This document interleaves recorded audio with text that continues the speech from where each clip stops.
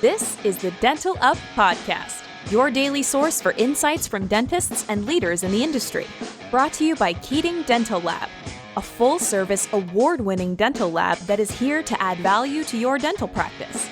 With high-quality restorations, friendly, reliable service, the best products and prices, come experience the Keating difference. Visit KeatingDentalLab.com for details. Good morning and welcome back to the Dental Up Podcast. I'm Bob Brandon, your host and the general manager here at Keating Dental Lab. Hope you all had a great weekend, got some rest, and are ready for another jam-packed week of work.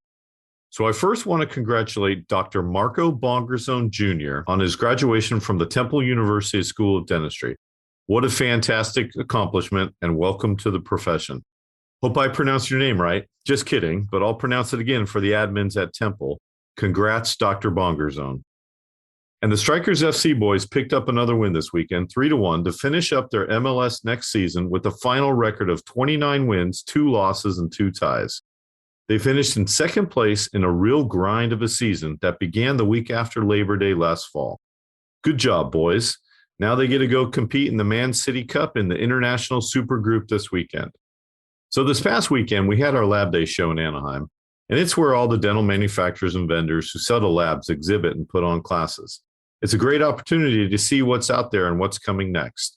We had a great chance to meet up again with old colleagues, and I saw good friends from all over the world again. I saw a dear friend, Manabu Suzuki, who moved from Kyoto, Japan to New York City to take over the Kurari Noritake Group. And Eileen Babcock, who just moved on from Ivoclar to Align Technologies, and a brilliant technician and friend, Kent Coley, gave a phenomenal lecture on anterior aesthetics and smile design. But that's enough about the past. Today, we have another dental innovator, one who saw a problem in the profession and decided to fix it. He witnessed a disconnect in the insurance coverage in his geographic region and created a solution. And even though we just met literally 10 minutes ago via Zoom, I feel like I've known Brett Wells for over 10 years. He is personable, welcoming, and here to share his journey and vision for his 5 dental offices. Please join me in welcoming to the Dental Up Podcast from Raleigh, North Carolina, the founder and owner of DentalHQ, Dr. Brett Wells. Good afternoon, Dr. Wells, and thank you for joining us today on the Dental Up Podcast. I know you've got a lot to share with our listeners today, so let's get right to it. Can you tell us, where you went to dental school and what year you graduated, and then kind of how you transitioned into practice? First off, thanks, Bob, so much for having me on the podcast today. I'm looking forward to sharing my journey and our story with my dental offices and my technology company with your listeners. I'm a dentist, obviously, by trade. I'm an entrepreneur by passion. I'm a creative problem solver, as I like to describe it. It gets me into trouble sometimes, but, it's who I am, so I can't help it. But I started in 2006 when I graduated dental school at University of North Carolina. I then shot down to Florida for a 1-year AEGD residency, and then came back to Raleigh, North Carolina, where I worked at a group practice with someone, Michael Riccobeni, who now owns his group now is a massive multi-location DSO, and he's now a good friend of mine. And I branched out after about a year to open up my first dental office in Raleigh in 2008 it was. Wow, that was quick. Yeah, the good thing about a residency, for me, it was great because it was a year of just jam-packed advanced dentistry. It was truly an advanced education general dentistry. I placed 50 implants. I did full mouth rehabilitations, tons of endo, tons of pros, tons of surgery. So when I got out of dental, and a lot of treatment planning, which I think is really a big problem in dental school, you don't get a huge background in treatment planning, bigger complex cases. When I got out of my residency, I had such a solid clinical footing that I was ready to just jump into the business side and get right to owning a business. So that was, I think, a good decision I made to take that extra year. Oh, absolutely. It definitely sounds like it. And, we've, on this program and through speaking with, customers, young customers, especially that are just out of dental school, they really struggle with the business side. In dental school, you're so involved with procedures and medications, treatments, all those sorts of things is you really don't know how to run a business. So, for you to be so young and tell us now how many offices you actually own and how many employees you have. Yeah, we're at 5 locations now, and probably 50 to 60 employees, maybe a little bit north of that now. Maybe Jeez, that's not a small operation. Yeah, no, it's really been great as once I made the decision to scale. But look, going back to myself, your initial comment there about the resources in dental school, what, coming out of dental school, I didn't have the knowledge either. But I spent hundreds of hours on Dental Town. Back then, Dental Town was all the rage. And then nowadays, there's so many resources available from technology companies like mine to outsourcing that just wasn't there then. And to be quite honest, like a lot of this business learning experience that you go through, you just got to live it. You just got to go through it. You got to learn it the hard way. And then you build systems around those problems, because if you're like me, you get tired of having those problems, then you build a system. There's only so much you can read and learn and hear about from others. You just got to kind of dive in. So don't be scared to get into it. And obviously reach out to me if anybody's thinking about doing a startup and concerned. Brett at DentalHQ.com. I'm happy to share any advice or stories. I've always been one to not reinvent the wheel. So if somebody can tell me how to avoid a mistake, I am all ears. So I'm happy to do that. Yeah, the systems approach is so key. And I mean, here in this laboratory, we try things and they fail, Yeah. and we didn't do it. We made this silly mistake, or sometimes it's like, gosh, how could we be so stupid? Let's not do this again. But yeah, once you create a system, then your efficiency, and you can scale upwards like you have. Yeah. The systems approach is key to our business here as well. So let's get into it. I mean, what were some of the problems, frustrations, or experiences that you had in private practice that led you, down this journey to DentalHQ? So I would say it was back in 2012. I was down at the Hinman meeting. I listened to a lecture from Dr. Charles Blair, who I'm sure a lot of you listen to Charles Blair. He's a great guy. He's been a mentor of mine with DentalHQ, but he started talking about these new membership plans and how dentists were offering them in-house. It typically included your cleanings, your exam, your x-rays. And if you were a member, you got a discount on treatment. And initially, dentists were offering them at like $300 to $400 a year. And it was one of those light bulb moments for me. I was like, that's so cool. We can sell a package of services to my uninsured patients. I'm going to hire a sales team to go out in the community and sell my little discount card, my little membership plan card to well-selling dentistry. And it became a very popular program in my office for my existing patients, but it was not a very powerful, attractive force for new patients, because I think we charged $400 for it, or $399. It was just too much to bite off for a new patient who wanted to come try our office at $400. It was great for retention, but wasn't great at attraction. And so I wanted a way to create a monthly version of this. So $25, $30 a month. And so I looked at the different solutions out there back in like 2015, 2016. There wasn't anything great. And so I was like, well, let's build it. So I went and found a designer and then found a developer. And that was a massive headache back in the beginning. But luckily, 5 or 6 years later, we've got a whole development team and life's a lot easier. But I surrounded myself with the people and we got the thing built. We got it off the ground, or minimal viable product, back in 2017, and have just been iterating it based on through the lens of a dentist ever since then, to a point now where we've got over, thousands of dentists on our platform using it to automate their in-house membership plan program. So it's been a fun journey. It's completely different than owning dental offices. So it's been a nice kind of what was a side hustle, which is now a full-time company that I've hired a CEO to run. And it's just been a fun journey.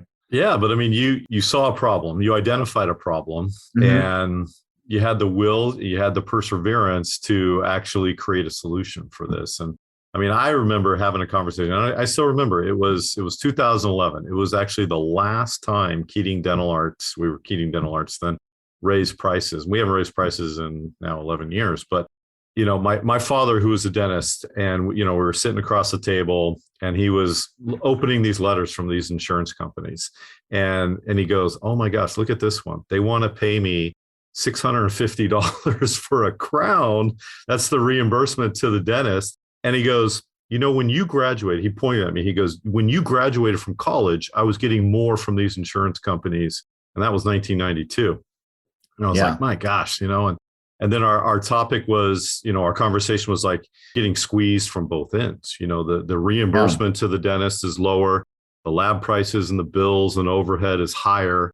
That takes a big bite out of your profit. So, I mean, I admire you. You've created a great solution here.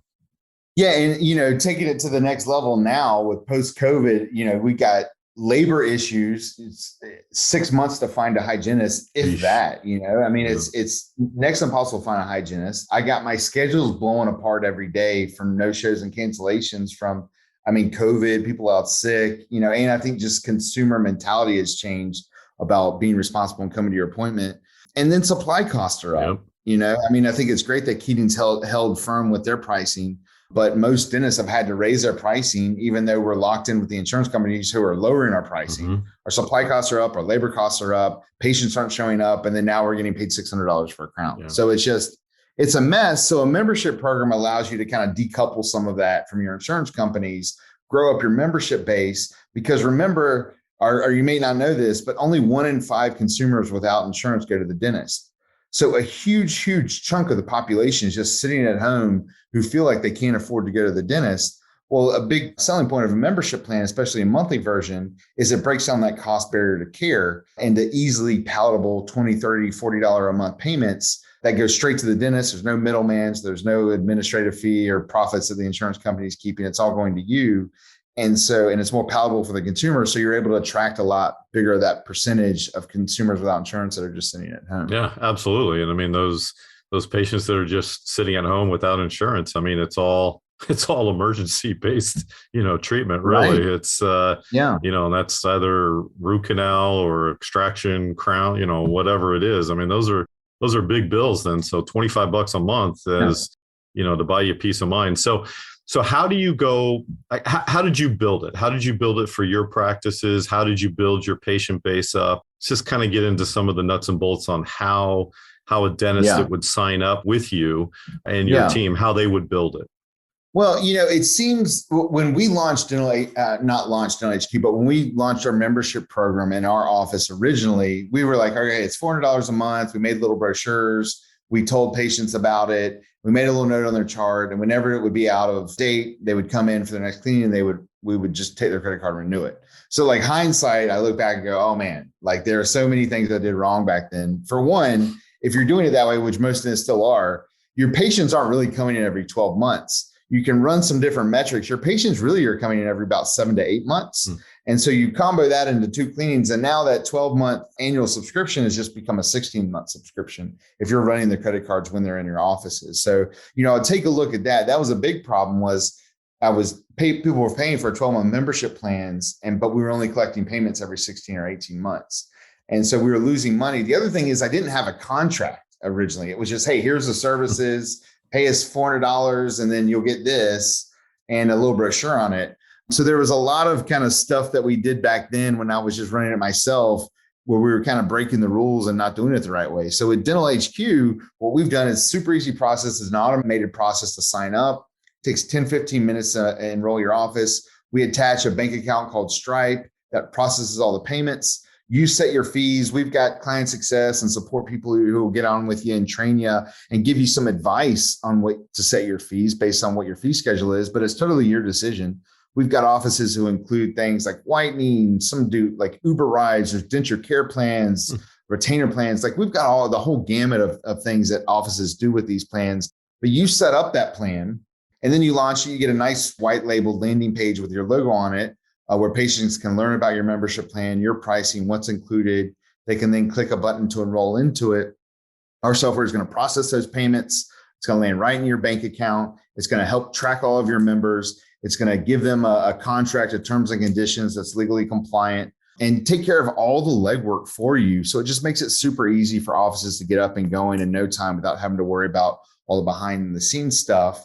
And then we train you, which is honestly the most important part for a membership plan, is to train your team and help them understand why this plan is so important for your practice and really for your patient and why it's so beneficial for your patients. But getting your team on board and having them properly trained, which we'll help you with, is the most important step in having a really successful program. That's fantastic. I mean, you've done all the hard work for everybody. And, I know you learned some of these things, by trial and error, really, but it does sound simple. So how does a dentist go out and get the patients to make this really, a viable and valuable practice strategy?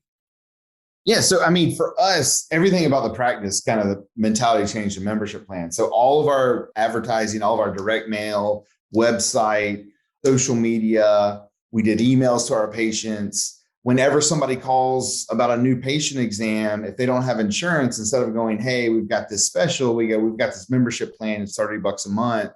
And that's an easy sell for a new patient without insurance. Much even easier, honestly, than our $99 new patient special, whatever you want to do for a new patient special. Getting them onto your membership plan is a super easy sell. So, it's really a mind shift, a philosophy change, where you get all of your marketing behind this new product. You make an intentional emphasis on attracting more uninsured patients so you can really kind of decouple from insurance companies. And so all of your marketing now goes towards building your membership base, which your members are also going to not only decouple your need for insurance, but they're going to spend more in your practice. They're going to spend on average in our studies 2.5 to 3x more than a non-member is going to spend, and they're going to stay in your practice. All those cancellations and broken appointments you're seeing on your schedule right now, the ones who I don't ever see as a member cancel, because they're paying for that appointment. Yeah, there's value. Regardless of if they show up. So they're going to be there. Yeah. Whereas an insurance patient, if they don't show up, they don't pay. What do they care? My members are paying for it. So they're at those appointments. Hey, that's wonderful. That's great. So how many of your existing patients have actually just ditched their, Blue Cross or Aetna or whatever insurance plans and signed up with you?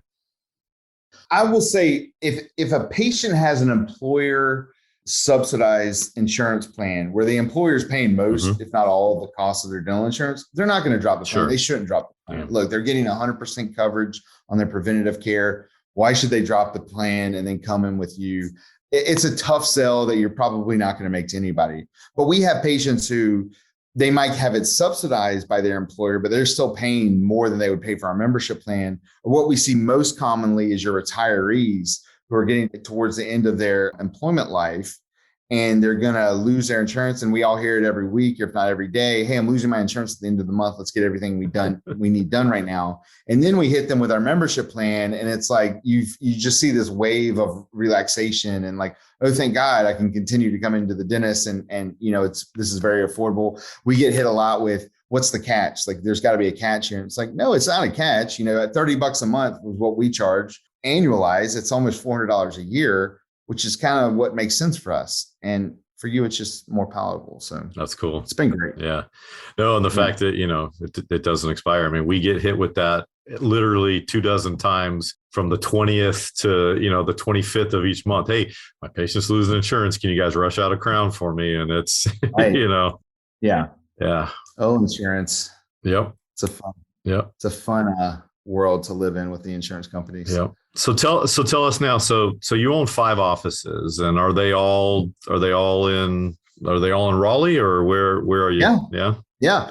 Actually, every one of the 5 locations are in Raleigh. I don't know how many groups in Raleigh have 5. We might be the biggest group that's all in Raleigh. I don't know. But every one of them's in Raleigh. 2 of them are literally like across the street as you're in another city, but they're Raleigh addresses. So yeah, we're nicely distributed in the Raleigh market. That's cool. And then how many dentists do you employ? We have 10 or 12. We've got some part-timers in there, and we have a couple specialists who work, a day a week, just seeing some of our specialties. Oh, that's good.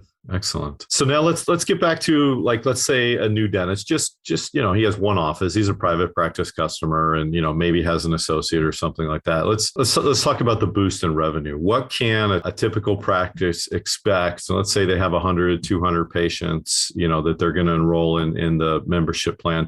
What's the typical boost in revenue that they can expect? Well, it's kind of hard to quantify a bit in those terms. I mean, what you're going to see overall is you're going to see your percent of uninsured patients grow in your practice.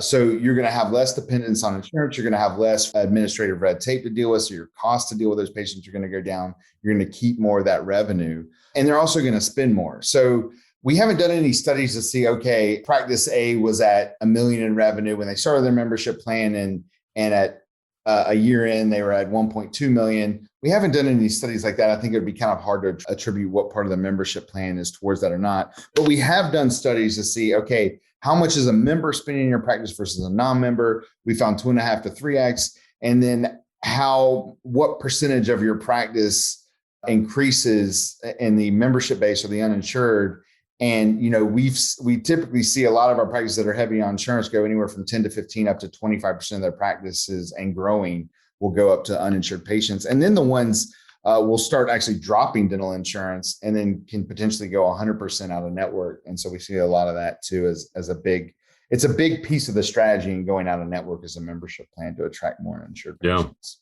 So how does a dentist really start, let's just say attracting new patients that are going to sign up for a membership plan? The patients that don't have insurance, the patients that are in the community that, walk by or drive by the office, probably 100 times a year, but never go in. Yeah, well, there's lots of stuff that we do, and we have patients. So we've got some cool functionality I can talk about too that will kind of give some different options. But one thing we do is because everything's automated, everything's digital, is we'll have our iPad out at any of the festivals we're at. We get booths and tents and stuff at this stuff. We'll have our iPad out about our membership plan. People can walk by and sign up into our membership plan at some of these festivals just like that. It's super easy. We give out postcards, we do mailers. And then we're in highly visible spots. We make sure people can see us. And sometimes in some of our offices, we'll even have our membership plan information as kind of like a sticker on the window. We launched something at DentalHQ called Business Connect a year ago.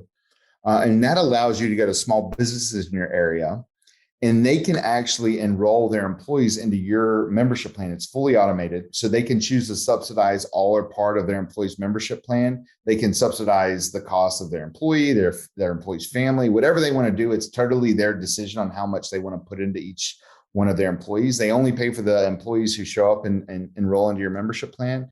And so it's a really cool solution. We were first to market with that, with our Business Connect solution for employers. So that's another thing you can do is go to small businesses in your area. Let's say one of your patients owns an accounting firm or some small business that doesn't offer dental insurance because it's prohibitive at a small size. You can enroll their employees now into your dental membership. Yeah, well, that's very cool. That's a great idea. I mean, small business is what makes this country go. And, if you can tap into that and offer these, small business owners a solution, it's so hard to attract new employees now. And if you can put on your job ad, dental insurance provided, that's a huge bonus for them.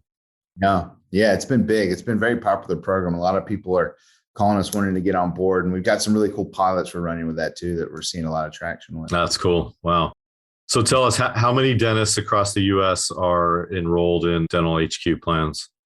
We have around 1,000 offices, and in those offices, I think we have 2,500 or 3,000 dentists. Wow! In those practices that we have enrolled into the program. So, yeah, we've been growing. We've been really blessed. We got in, right when membership plans were starting to take off, and created some great partnerships and got to know a lot of great dentists along the way. It's a different world having a company that markets to dentists versus a company that markets to consumers. Yep. But it's been fun because it allows out my creative side. I deal with problems every day and financial and administrative issues that we work through. And as I solve some of those or think through some of those in an automated way, I then go and take it to DentalHQ, and we've started the process of building some of those solutions in the DentalHQ that are going to be coming out over the next year or two. So that's very cool. I mean, your company adapts, identifies, problems and find solutions. And this is great. I mean, and I know there's going to be a ton of podcast listeners out there, and they'll be able to hit you up. We're gonna get a little CV and links to your company and everything after this is over. But yeah, this is great. I want to just thank you so much for sharing your wisdom and insight into this. This is truly a problem. I mean, the lack of dental insurance and the underserved community. This is really a problem in this country. You've found a very nice and cost-effective solution for all these patients. Yeah. Well, if you win, we win. That's been the whole point of it. I'm a dentist. This is a company whose North Star is helping dentists and putting more consumers' butts in chairs, getting them into the dental office. We've really stuck to that as we've grown. And I think it's been very, very helpful for a lot of people. So that's awesome. Well, Dr. Wells, again, thank you so much for your time and your generosity and your wisdom for the dental community. We're really lucky to have you on, and I thank you so much for sharing your journey of your own personal practice, but also into DentalHQ. And I know there's going to be a lot of Dental Up podcast listeners that are going to be contacting you shortly. Perfect. Sounds great. Cool. All right. Well, thanks again. Be well. Thank you for listening to the Dental Up podcast, your daily source for insights from dentists and leaders in the industry. This episode is sponsored by Keating Dental Lab, here to add value to your dental practice. With high-quality restorations, friendly, reliable service, the best products and prices, come experience the Keating difference. Visit KeatingDentalLab.com for details.